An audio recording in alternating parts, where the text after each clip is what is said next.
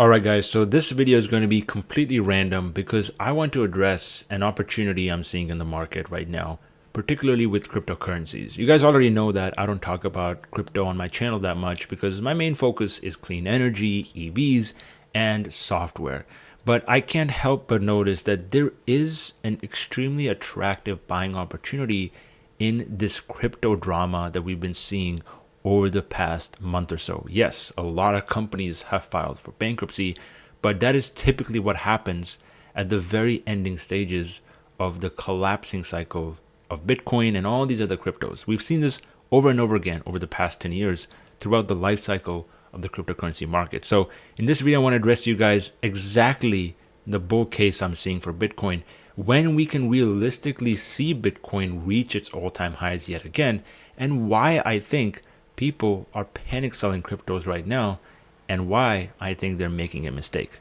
But as usual, guys, before we get into it, make sure to drop me a thumbs up and hit that subscribe button if you haven't already. So the first thing I want to address is a very important report that was released by Grayscale. Grayscale is a company that, as we all know, was proposing the launching of a spot ETF for Bitcoin, and more recently, that launch was rejected by the SEC.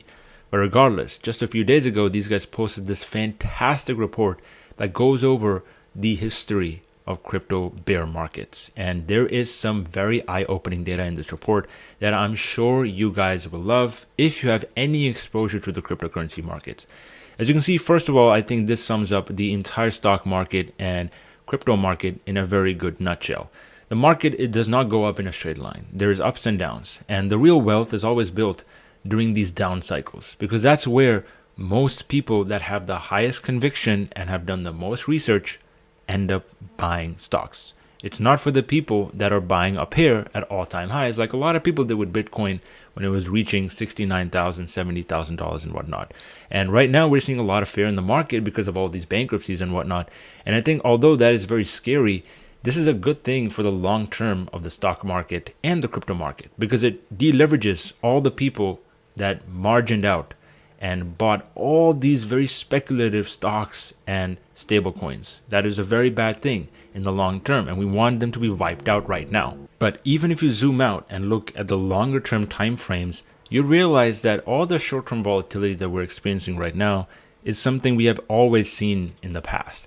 As you can see, we are right now in the 2020 crypto cycle, which for the first time just went below its realized price. This is Bitcoin specifically, but over the past 10 years, this has only happened 4 to 5 times. Bitcoin has always recovered every single time it breaks below that realized price level, even though on average it tends to take around 100 to 250 days for it to do so. So if you're a long-term investor with a time horizon of anything longer than a year, then this is a good thing for you. This means you're making a good decision investing in these stocks right now, whether it be a crypto market stock like Coinbase, whether it be a simple crypto like Bitcoin or Ethereum, you will be making a pretty decent decision if you're buying it right now because of the risk to reward. Now again, nothing on this channel is financial advice, so make sure you guys do your own research before buying, but that is exactly where my stakes are. But by far the most important part of this report is the analysis about all-time high recovery for Bitcoin. As you can see, on average, it takes around 1,177 days for Bitcoin to go from its very low to breaking the previous peak. This happened during the 2012 and the 2016 crypto market cycle. And as you can see right now, although we have no idea how long it's going to take for us to recover now, we have some sort of perspective as to how much Bitcoin can appreciate over the next 2 years. Obviously, we are now down 72%, which falls right in line with the average of 84% and 73% in the last 2 cycles. So right off the bat, generally speaking, we are already nearing the ending stages of this crypto collapse. Now, we don't know how long we're going to go sideways for, and that's going to depend on various macroeconomic conditions. But as you can see in these cycles, that period typically lasted for around 100 days, meaning by the summer of 2023, we could see Bitcoin and the crypto markets start their uptrend once again to reclaim that 70K all-time high. Nothing is guaranteed, but historically, that is what the trend has been.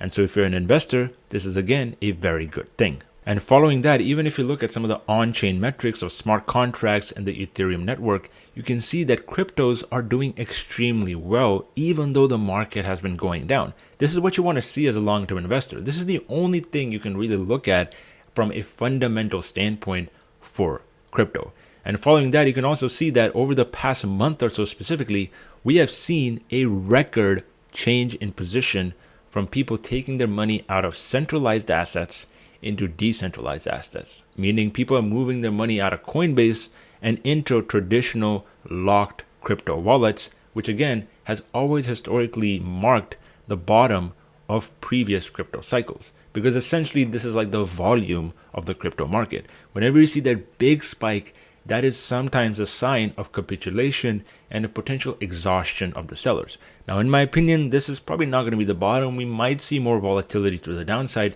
but as an investor, I don't really care. I want to see the longer term trend and the longer term data. And as you can clearly see, all the data is telling me that the risk to reward investing right now is unmatched from any previous time over the past 2 years.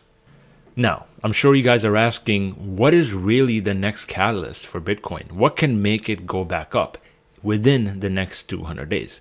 Well, in my opinion, that is going to be anything from the SEC as it relates to regulation, which might start happening as soon as we get this macroeconomic uncertainty with the Fed and interest rates out of the way, or the approval of the grayscale spot Bitcoin ETF. And those catalysts don't even account for anything outside of that happens in the Ethereum network or any of the other smart contract spaces where people suddenly realize the value of transferring wealth over Bitcoin and blockchain, which obviously is significantly more effective at security and speed.